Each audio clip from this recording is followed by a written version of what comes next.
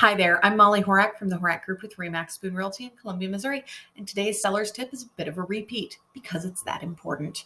Remember to stage your home to make it look its best. So even in a low inventory market, even in a seller's market, even when you think you're going to get multiple offers, the cutest home wins.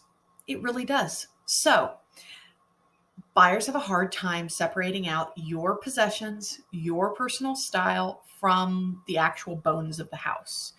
So remember that it does matter to stage your home and make it lovely and make it seem like the kind of place where they can be the type of person they wish they were.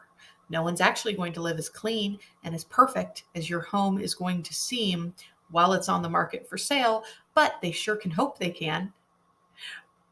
It's the same psychology that makes us all watch the home edit and the the woman who is the hyper minimalist, all those shows where everyone's all organizy and it's so beautiful, and everything on HGTV, if we're honest, make your home look like that. It sells the dream of living in your home that they too can live perfectly and organized. It makes your home sell for more. It really just does. So stage your home. It's that important.